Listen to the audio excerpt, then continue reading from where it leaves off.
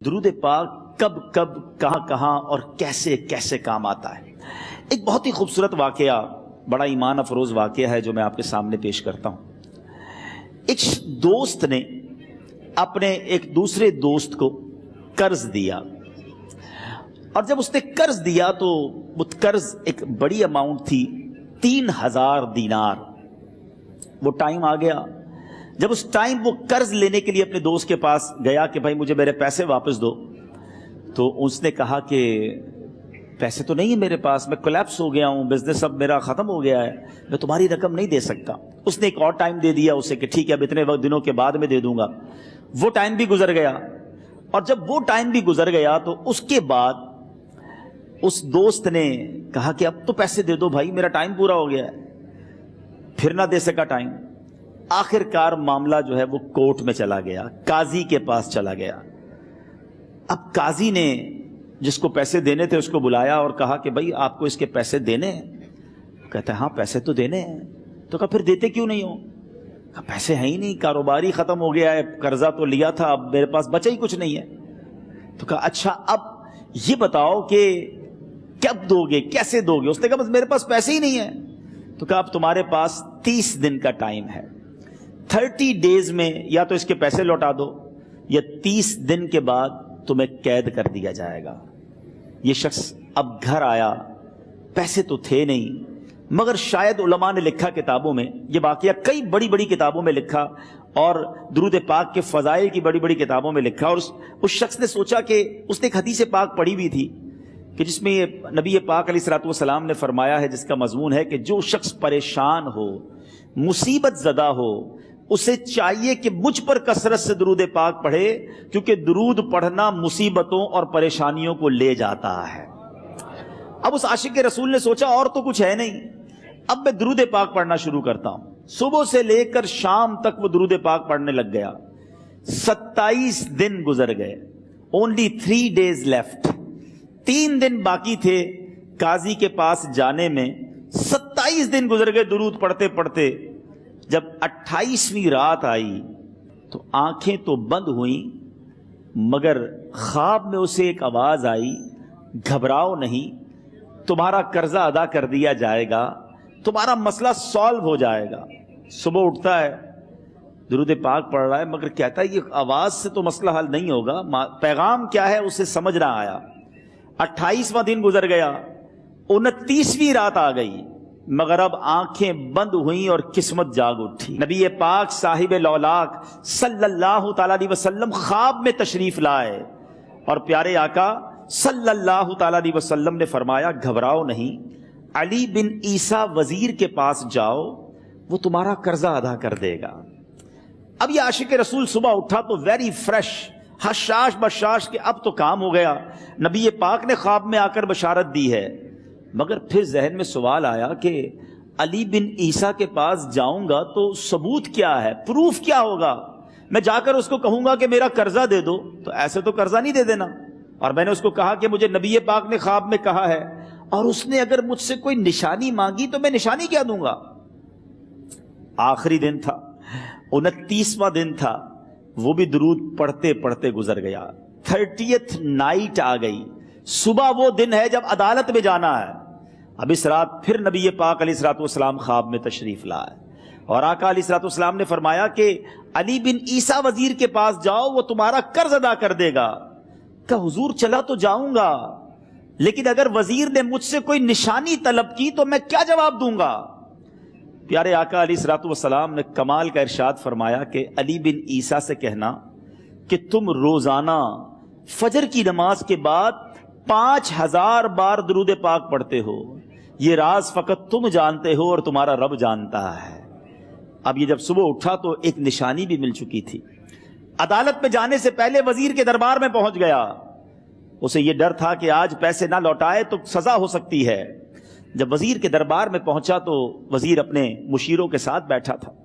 کہا مجھے آپ سے بات کرنی ہے۔ کہا بتاؤ کیا بات کرنی ہے؟ کہا میں ایک پیغام لایا ہوں آپ کے لیے۔ اچھا کس کا پیغام لائے ہو؟ کہا میں نبی پاک جناب محمد مصطفیٰ صلی اللہ تعالی علیہ وسلم کا پیغام لایا ہوں۔ وہ عاشق رسول وزیر تھا، کہتا بتاؤ میرے آقا نے کیا پیغام دیا ہے؟ کہا حضور میں 3000 دینار کا مقروض ہوں، آج آخری دن ہے اور میرے آقا نے مجھے بشارت دی ہے کہ آپ سے کہوں کہ آپ میرا قرض ادا کر دیجئے۔ علی بن عیسیٰ کہتا ہے کوئی ثبوت ہے آپ کے پاس؟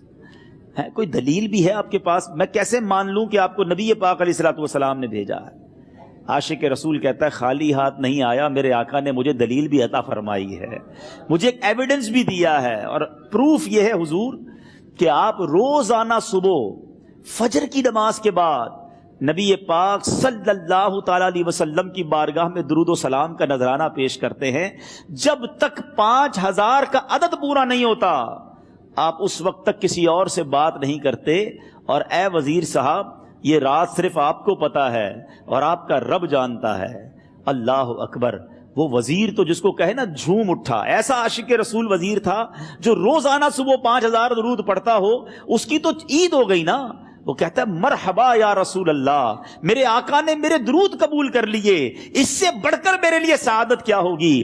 اب یہ وزیر اپنی سیٹ سے اٹھتا ہے، اپنے کمرے میں جاتا ہے، تھوڑی دیر بعد واپس آ کر اس عاشق رسول کے ہاتھ میں 3000 دینار رکھ کر کہتا ہے حضور پہلے 3000 دینار تو نبی پاک کا حکم کی میں ادب سے بجا لاتا ہوں، میرے آقا نے جو حکم فرمایا یہ 3000 دینار آپ کو پیش کرتا ہوں، حضور ایک اور 3000 دینار لیجئے۔ میرے گھر آپ آئے، اتنی اچھی خبر سنائی، آپ نے قدم رنجا فرمایا، یہ 3000 اس کا نذرانہ ہے، اور ایسا کیجئے 3000 اور لیجئے، اس سے اپنے بچوں کے لیے کچھ چھوٹا موٹا کام شروع کیجئے، اور ایک وعدہ کر کے جائیے آج کے بعد زندگی میں آپ کو جب بھی کوئی کام پڑے میں آپ کا بھائی ہوں، مجھے یہ خدمت کا موقع دیجئے گا۔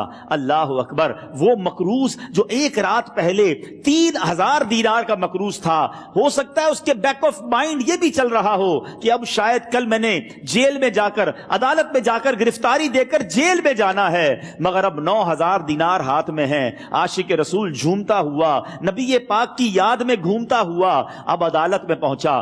عدالت میں ایوری بڈی ایکسپیکٹنگ اوور دیر کہ آج اس نے آنا ہے اور آ کر کہنا یہی ہے کہ پیسے تو نہیں ہیں، گرفتار کر لو، مگر جا کر اس عاشق رسول نے 3000 دینار جج صاحب کے ہاتھ میں رکھ دیے۔ قاضی کہتا ہے پہلے تو یہ بتاؤ پیسے آئے کدھر سے؟ تم تو کہتے تھے غریب ہوں، تم تو کہتے تھے کاروبار نہیں ہے، ایک مہینے میں اتنی بڑی رقم کا انتظام کیسے ہو گیا؟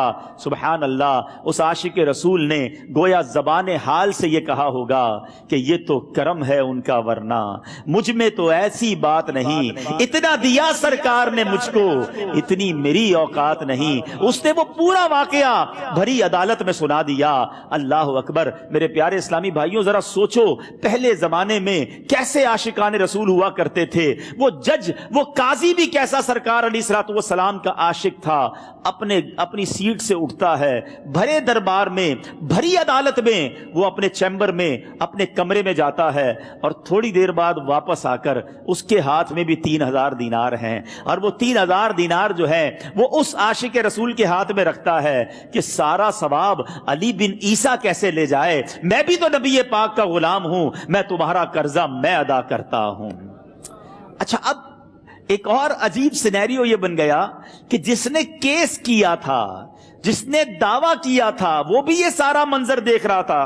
کہتا ہے جج صاحب ذرا رکیے، میں بھی اپنے آقا کا امتی ہوں، اور ایک کام کیجئے قلم کاغذ منگوائیے، اس عاشق رسول کا قرضہ ہی میں معاف کر دیتا ہوں۔ اچھا اب عاشق رسول نے وہ واپس 3000 دینار جو جج صاحب نے دیے تھے وہ واپس جج صاحب کو دیے کہ حضور یہ پیسے آپ ہی رکھ لیں، قرضہ ہی معاف ہو گیا، اب آپ کے پیسے کا میں نے کیا کرنا ہے؟ جج صاحب کہتے ہیں جو پیسے نبی پاک کے نام پر نکالے ہیں اب مجھے واپس نہیں چاہیے، یہ بھی تم اپنے ساتھ لے جاؤ۔ اللہ اکبر! میرے میٹھے اسلامی بھائیوں، وہ عاشق رسول ایک رات پہلے 3000 دینار کا مقروض ہے، اب 12000 دینار لے کر گھر کو واپس جا رہا ہے۔ اس ایک واقعے کے اندر جو ہم سب کے لیے درس ہے، جو ہم سب کے لیے پیغام ہے، شاعر لکھتے ہیں نا، دکھوں نے تم کو جو گھیرا ہو تو درود پڑھو، دکھوں نے تم کو جو گھیرا ہو تو درود پڑھو، جو حاضری کی تمنا ہو تو درود پڑھو۔ آج ہم بہت ساری پرابلمز میں ہوتے ہیں، یہاں بھی ہو سکتا ہے میرا کوئی بھائی بیمار بیٹھا ہو، کوئی قرضے میں ڈوب گیا ہو، کسی کا کوئی بزنس پرابلم چل رہا ہو، کوئی فیملی ایشو میں ڈسٹرب ہو، آپ کسی بھی پرابلم میں ہیں، خدا کی قسم درود پاک ایسا وظیفہ ہے. لوگ بہت سارے وظائف پوچھتے رہتے ہیں, بہت سارے جناب وظائف کے بارے میں معلومات کرتے رہتے ہیں. سچی بات یہ ہے ہر درد کی دوا ہے صلی علی محمد. ہر درد کی دوا ہے صلی علی محمد.